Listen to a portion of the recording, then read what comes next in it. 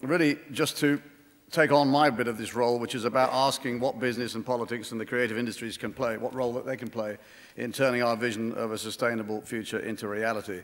The job I've actually got is to talk about positive action from business. Now, I don't know if you know, and I didn't know this myself, that of the world's 100 largest economic entities, 63 are corporations, not countries. People around the world increasingly see global businesses as institutions who are strong enough to meet the long-term challenges facing our planet. And in many cases, they see them as stronger in their determination to do so than they do see governments in doing so. Now, coming to grips with these challenges is more than a corporate responsibility. I believe it's essential for corporate survival. I think it's central and essential for our collective survival. So we now have, hopefully, the beginning of a new wave of business thinking. And I do believe that this will turn out to be one of the pivotal decades of the modern industrial era. One of those sort of paradigm shifts, not a word I use very often, but one of those paradigm shifts when we all knew that all that you knew before has to be cast aside, has to be reassessed, or has to be relearned. And I think it starts right here, it starts right here, and it starts right now. So let's start with the key question. Can a sustainable business be a profitable business? Well, the pure and simple truth is, yes, it can. But of course, we all know that the truth is rarely pure and never simple. But I'd like to tell you a little bit about what Marks & Spencer's done. For M&S to be a sustainable business, our objective would be to be a business that can thrive over a long term. And of course, M&S, you might not know this, but M&S has been in business for some 126 years. So we've got a little bit of a feel about what the long-term view is like. And it was with that in mind that in 2007, in the spring of 2007, we put in place what we called our Plan A, which was to tackle 100 environmental and ethical challenges which embrace climate change, they embrace waste, it embraces recycling, sustainability in raw materials, fair partnerships and health. And we said that we're going to do this under 5 pillars and we're going to do it by 2012. The remarkable thing is, having set ourselves what I thought was a very tough challenge at that time, that by the end of the 3rd year we had achieved 70 of them. But most importantly, and I think this is the crucial thing for business to listen and learn about, is that we are seeing a financial return from our Plan A. When I set this plan out and I went to see our investors, I said that we would invest some £200 million over a 5-year period without passing a penny on to the consumers. And when we published our report, which was our audited Plan A report for the year ending 2009-10, in May or June this year, it showed that we actually made an additional profit in our business of £50 million rather than the planned 1-year cost of £40 million. And it all came from putting in place a range of eco-efficiencies, whether it's less waste, whether it's less fuel, whether it's less energy, less packaging, and indeed in putting together new ideas for new businesses, such as income streams coming from things like M&S Energy. And I think that was remarkable, because that actually was what Al Gore said when he put his book out some years ago, saying that he actually believed that sustainable businesses could be profitable businesses, and we've proved that. And it's important that it's not just Marks & Spencer. You've heard Joe just say just now. It's companies like Walmart, companies like O2, companies like Unilever or Nike. They do now understand the green imperative commercially, and they've embarked on their own eco-journeys. I'd like to quote you somebody who's called Jon Chouinard, and he's the CEO of a company called Patagonia. Now, you may be users of Patagonia's clothes. They are an ethical trading company based in California. But he said, and I think it's absolutely important to listen to the words he did say, he said, every time we do the right thing, we make money. And those companies, and I believe that my company, which I continue to be the chairman of for the next 3 weeks, actually are part of a new wave of business thinking. So what happened then when we put our Plan A into place in our business? What did it do when we put it into the heart of how we do business? Well, it did essentially 4 things. First of all, it did, after the initial difficult start, and I won't pretend that it wasn't a difficult start, it did put in place cultural change where countless altered operating procedures have not only produced savings, but have generated a hunger for more change, and it has become a virtuous circle. Secondly, across our business, it's aligned our sustainability ambitions with our performance ambitions. And what we've now done is we've actually said that for board remuneration, part of our board remuneration will be dependent on our Plan A outcomes. But it's not just our board. It's the remuneration of our buyers, it's the remuneration of our merchandisers, our technical people, our store managers, to name but a few. Thirdly, our suppliers are benefiting because we have put in place eco-practices and eco-model factories in Bangladesh, in Sri Lanka and in the UK. And this is enabling us to teach thousands of other suppliers better ways of doing this, and we're doing this through what we call our supplier exchange website, and it's widely used and it's got free access to everybody. And fourthly, and perhaps the most interesting, Plan A has made us and allowed us to start innovating within our company. So we now have a central innovation fund, and it's driven us to develop new markets. And I'll give you a couple of examples. I've mentioned M&S Energy. It was set up in 2008. We've signed up 400,000 customers and have launched new home insulation and solar renewable services. But we've also given incentives in the form of vouchers for reduced energy use. And in that short period of time, since 2008, 1 in 3 of our customers has already cut their gas and electricity usage by between 10 and 19%, and 1 in 8 by over 20%. Another example is the delivery of clothing to our stores. We are the largest clothing retailer in the United Kingdom, have been for about 50 years and probably will continue to be so. So everything that we do in transporting our goods around can make a difference. So we've worked with DHL to deliver more clothes by train, and as a result of doing that in a very short period of time, we've saved something like 8,000 road miles a week. But when we also deliver by road, we're making sure now that we're doing fuller and fewer deliveries.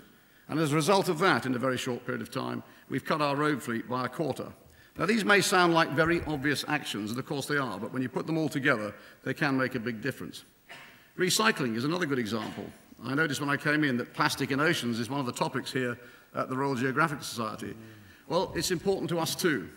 All of our carrier bags in Marks & Spencer now are made from 100% recycled plastic.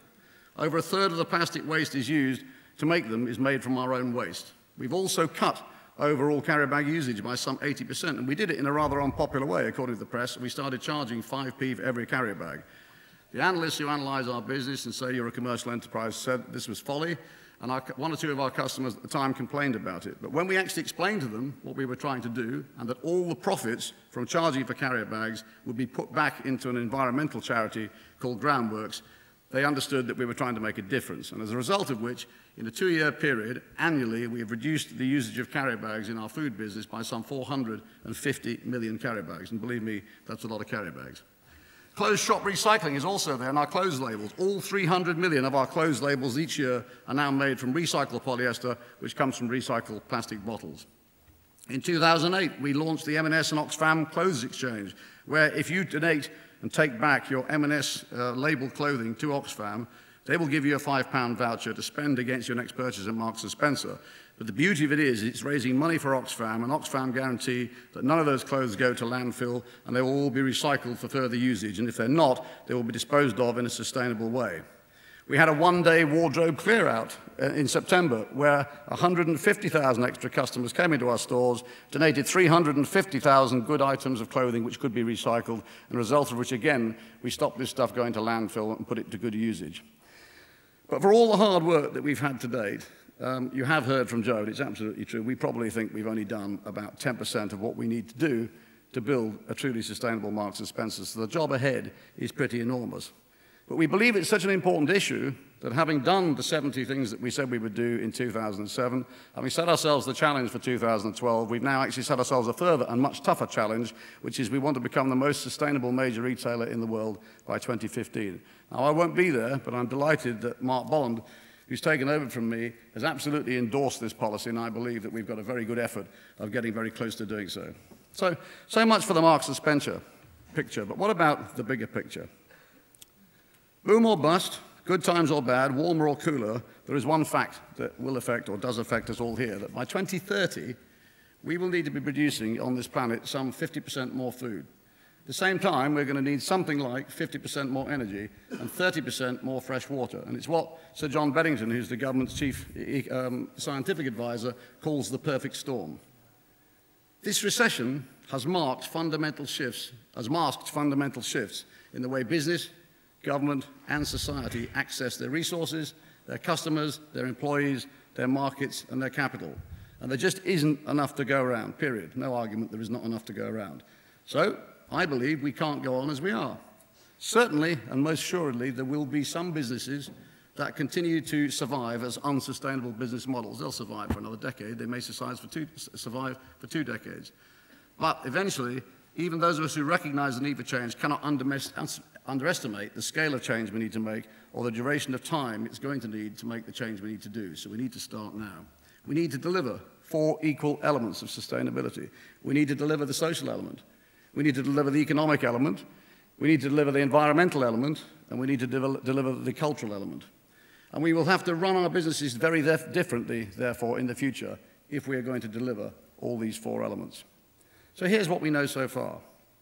We will have to look outward, acknowledging that we cannot prosper as tiny, self-absorbed economic islands in a global economy. No business leader, and I've been a business leader for 20 years, will succeed by following the simple mantra, the old-fashioned mantra, that the business of business continues to be business. We will have to have a finger on every new pulse, every trend, every new constraint, every demographic, every technology to understand which matter, and more importantly, or just as importantly, those which don't matter. We will have to deal with extraordinary complexity and ambiguity, and there are and will be no simple answers. But there will certainly be less of the yes-no decision-making. So business leadership in the future will be about discerning and communicating a direction through this minefield of complexities. There are going to be natural disasters. There are going to be uncertainties. There are going to be uncertainties in supplies of resources, and these are problems that we're all going to have to deal with. So the one thing we are going to have to do is we're going to have to collaborate. No one organization, I don't believe, will have the intellectual capacity, the physical assets, or the financial firepower to become truly sustainable. So the businesses that prosper will be the ones that can create partnerships, the ones within their own sectors who can compete with, who can collaborate with their competitors. But also they're going to have to work with outside NGOs, as Marks and Spencer have done, for instance, with the World Wildlife Fund, with Oxfam, and with Forum for the Future. But they're also going to have to work laterally across the economy with companies in other sectors. And of course, governments are going to have an important role to play, but as enablers, not just as through the use of what I call last resort legislation. Now this in turn will allow us to innovate faster, to respond to the sustainability crunch, and it will turn risk into commercial opportunity ahead of the wave. And that's the challenge we've all got to face if we're going to be in a planet that we want to live in 30, 40, 50 years' time. So I posed the question at the beginning, can long-term business be a sustainable business? But I think the real question is, can it afford not to be? The answer is unequivocal. We have to change, not a little, but radically. Not later, but now. Not with today's business thinking, but with a new set of skills. And we have to do this with energy, and we have to understand that there is no plan B, as there isn't in Marks and Spencer. Thank you. Thank you.